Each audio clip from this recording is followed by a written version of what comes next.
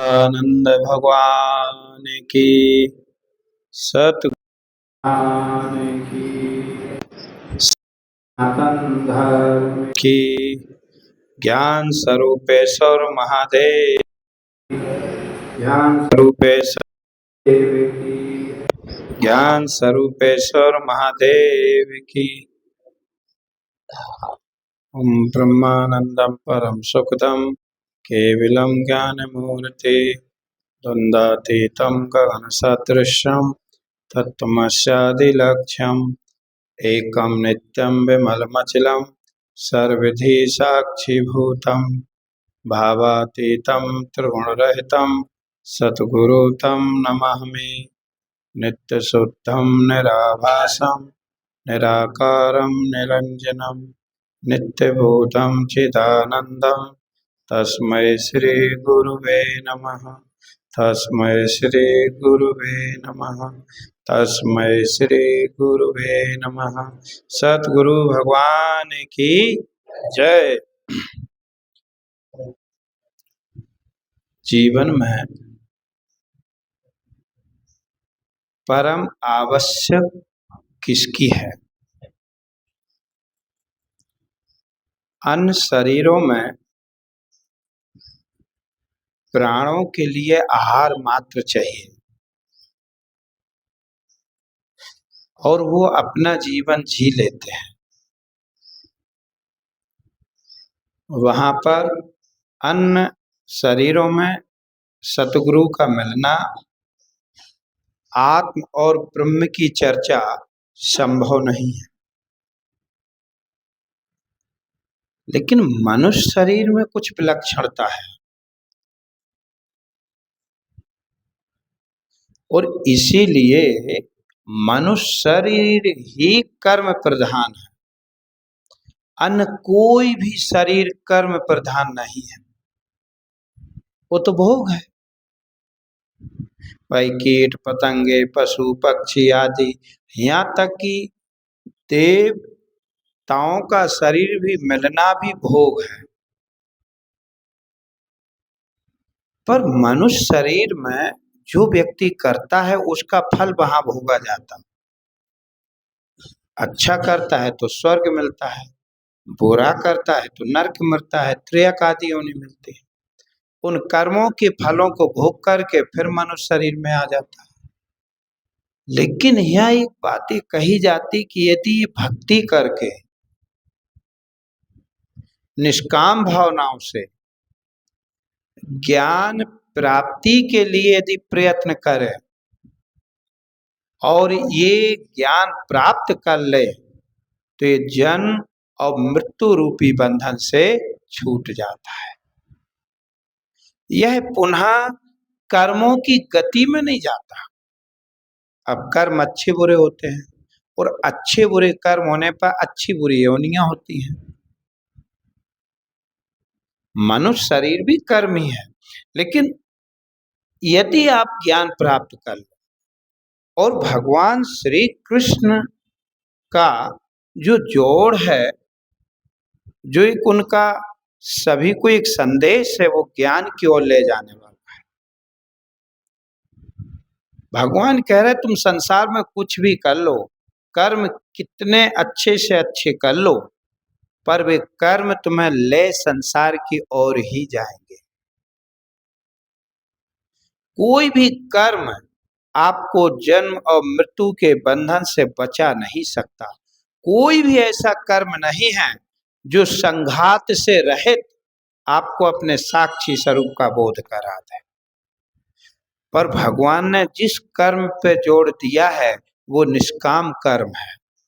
सो निष्काम कर्म भी आपको बंधन से नहीं बचा सकता, किंतु निष्काम कर्म जब आप करोगे, आपके अंतःकरण में कोई कामना नहीं होगी।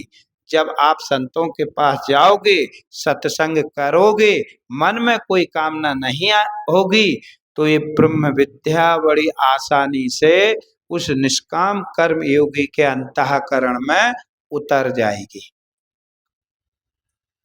क्योंकि कोई कामना नहीं है ना। जैसे छोटे छोटे जो बच्चे होते हैं वो बिल्कुल निश्चल मन होते हैं, अब बचपन से उन्हें जैसी ट्रेनिंग दी जाए वैसी उनकी गति होने लगती है। और वही मान ली जाए कि यदि बच्चे ऐसे लोगों की संगति में आए जो आतंकवादी टाइप के हैं, क्रूर स्वभाव के हैं, उनके सानिध्य में आते हैं तो धीरे धीरे उनके संस्कार वैसे पड़ जाते हैं। यदि धर्मज्ञ पुरुषों के सानिध्य में आया तो धर्ममय संस्कार पड़ जाते हैं। और यदि तत्वदर्शी महापुरुष के सानिध्य में आया तो धर्माधर्म से उठ करके संसार का अत्यांतिक अभाव करके आत्मा में सबको कल्पित देखता है। तो भगवान का जो है जोर वो ज्ञान की ओर है, क्योंकि भगवान ने खुद कहा कि हे अर्जुन, बिना ज्ञान के तू मुक्त नहीं हो सकता। भगवान ने ज्ञान की तो खूब महिमा गाई, जो गीता पढ़ते होंगे उन्हें पता होगा। इसी ज्ञान को भगवान शंकराचार्य जी ने कहा है कि भक्तियों में पराभक्ति कहा है। यहाँ ज्ञान शब्द कह दिया, वहां पराभक्ति कह दी।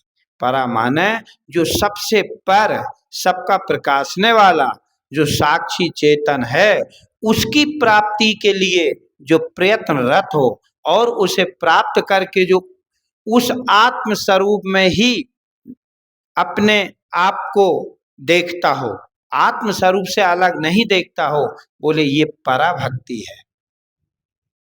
पराभक्ति माने जब आप ज्ञान की ओर प्रवृत्त हुए, आपके अंदर पराभक्ति जागना शुरू हो गई। और पराभक्ति की पराकाष्ठा जब आप संघात से रहित होकर और अपने को आत्म रूप करके देखा, तब आप पराभक्ति से युक्त हो गए। लेकिन इसके लिए क्या करना पड़ेगा, उपाय क्या है? तो यही एक उपाय है, कर सत्संग खुलेंगे भाग।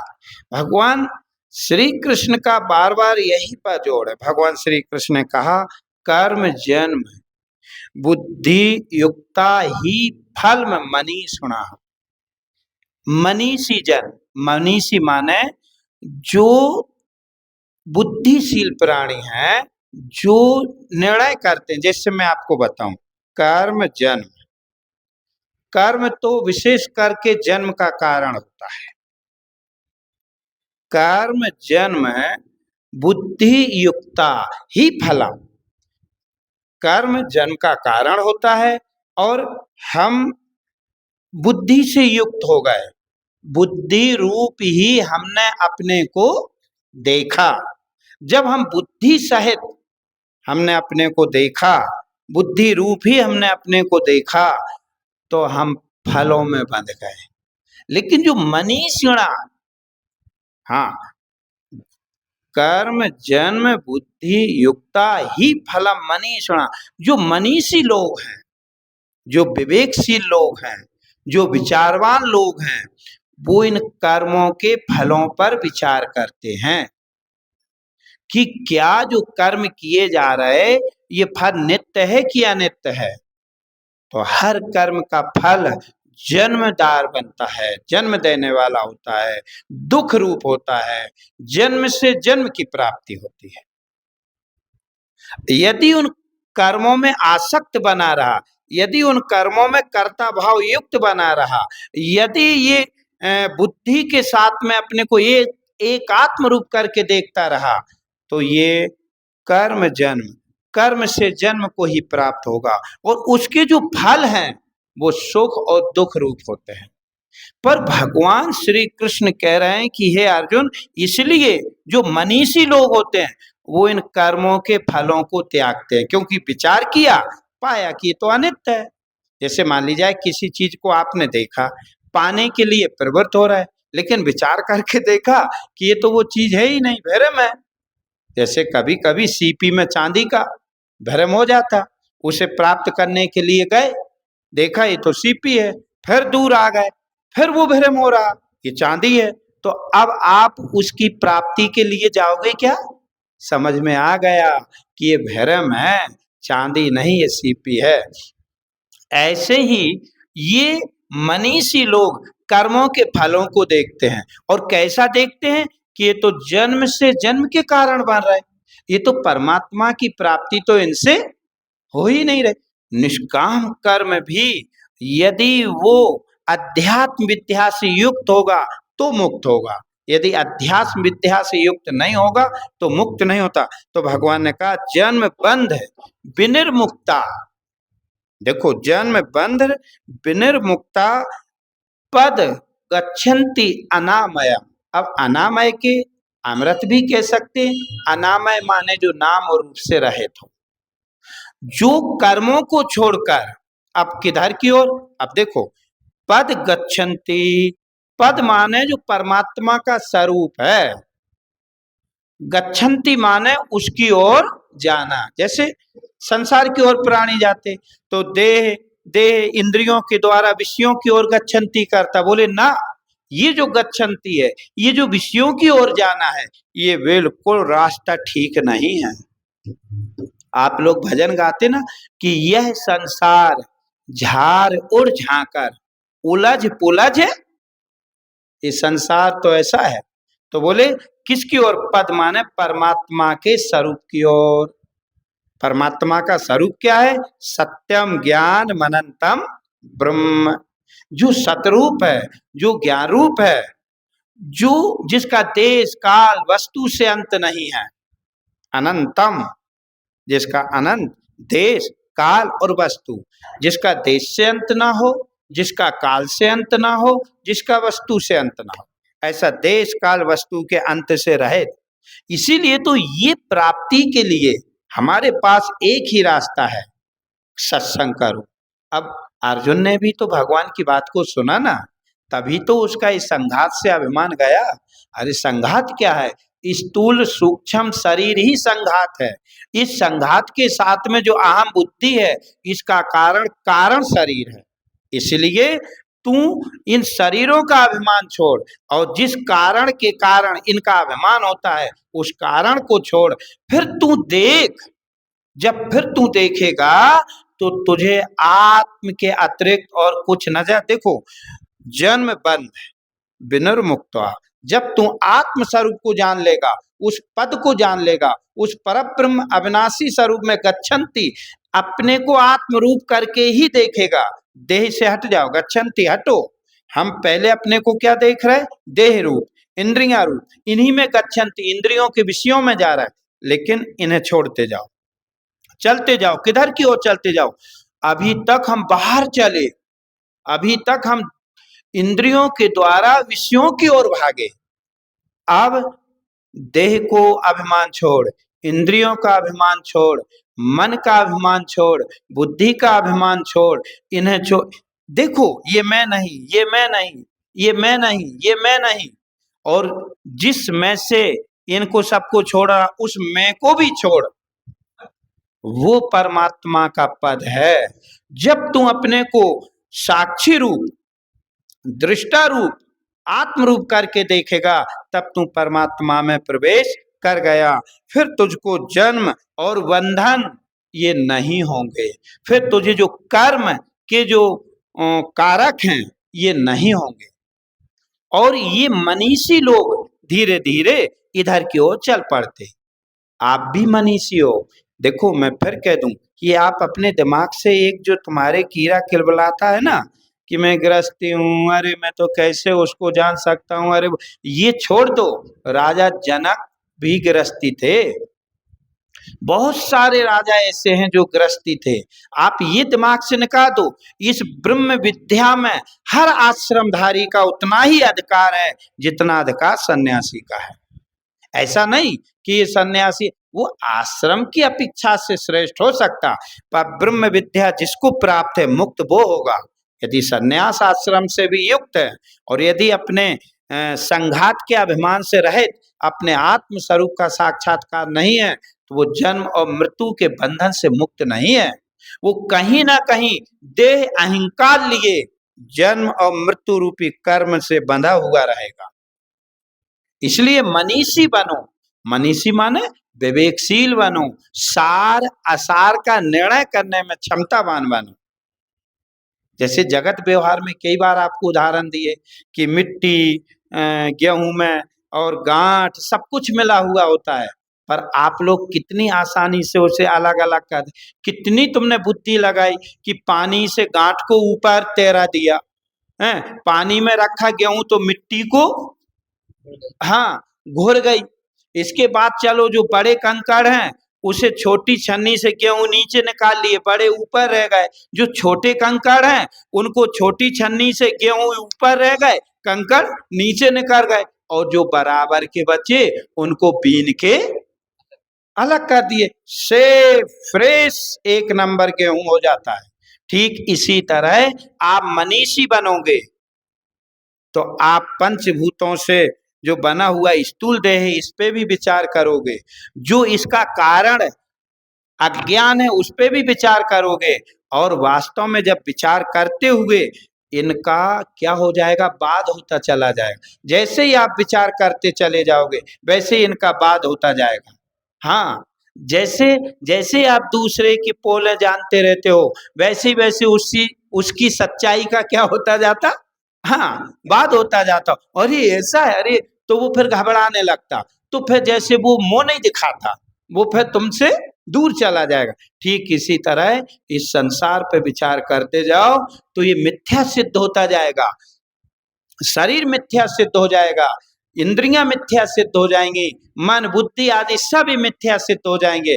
अब कौन जो इन सब का जानने वाला, साक्षी दृष्टा, जो वास्तव में जन्म बंध विनिर्मुक्ता, जिसमें जन्म और बंधन दोनों ही नहीं। देखो जन्म का कारण क्या है, अज्ञान, और अज्ञान ही बंधन है। तो विनिर्मुक्ता पद गच्छन्ति, वो तो उस पद में स्थित हो गया जहां ये विकार रहते ही नहीं। इसलिए जो सच्चे सतगुरु होते हैं, जो सच्चे संत होते हैं, वो आपको भगवान के अविनाशी पद की ओर ले जाएंगे, वो आपको उस अविनाशी पद का दर्शन कराएंगे, वो उस पद को लखाएंगे। क्योंकि बिल्कुल संत भूमि विचरे हैं यहता, जड़ जीवन को करें सचेता। संत भूमि पर जो विचरण करते हैं वो क्या होता है, जड़ जीवन को, जड़ जीव कौन है, जो संघात से युक्त हैं, उन्हें सचेत करते कि तू मिथ्या को सत्य मान रहा है, ये तू नहीं है। तू सत्य को सत्य दिखाने का काम यदि कोई कर सकता है तो वो संत होते हैं, और सत्य को सत्य वो तुम ही हो। अब ये मिथ्या देह आदि को हमने सत्य मान लिया। इसीलिए भगवान कह रहे जब तुम बिल्कुल निष्काम, कोई कामना नहीं रहेगी, फिर इस ब्रह्म विद्या की ओर प्रीति होगी, तब तेरे विवेक जागेगा कि कर्मों का फल जन्म का कारण होता है, असारता है। फिर तू उन फलों से हट जाएगा, उनको त्याग देगा, और फिर पद गच्छन्ति, अविनाशी जो अनामय, जो नाम रूप से रहित अमृत स्वरूप परमात्मा है, उसकी शरण की ओर जाना। शरण का मतलब उसे प्राप्त करने के लिए फिर प्रयत्न हाँ करना। तो और प्रयत्न यही है कि सत्संग करो और विचार करो, सुनो। तो भगवान कह रहे हैं कर्म जन्म बुद्धि युक्ता ही फलम मनीषिणा, जन्म बंध विनिर्मुक्त्वा पदम गच्छन्ति अनामयम। अनामय का मतलब होता है जो अमृत स्वरूप, पद का मतलब होता है जो अविनाशी ब्रह्म, गच्छन्ति मतलब होता है उसको जानना। कैसा जानना, कि वह मैं हूं। जब तुम आत्मा ही हो जाओगे, जब तुम ब्रह्म ही हो जाओगे, फिर तुम्हें जन्म और मृत्यु रूपी व्याधि ये दोष नहीं व्यापेगा। वो जीवन का यही सार है, इसी के लिए मनुष्य शरीर मिला है, बाकी संसार के और विषयों की ओर नहीं। उपनिषदों में आता है कि जो बिना प्रयत्न के मिल जाए उनके लिए क्या प्रयत्न करना, जो हर योनि में तुम्हें उपलब्ध हो उनके लिए तुम प्रयत्न कर रहे, ऐसे विषयों को छोड़ क्यों नहीं देता। और इस अविनाशी परमात्मा को जान, कर्म जन्म बुद्धि युक्ता ही फलम मनीषिणा, जन्म बंध विनिर्मुक्त्वा पद गच्छन्ति अनामयम।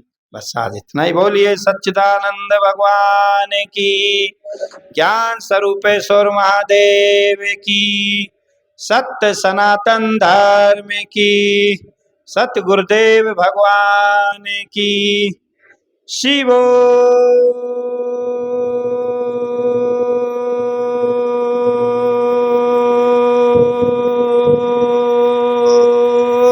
हम शिवो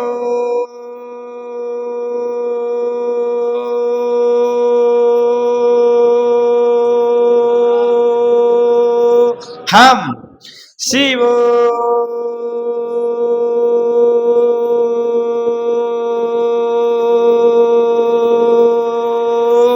हम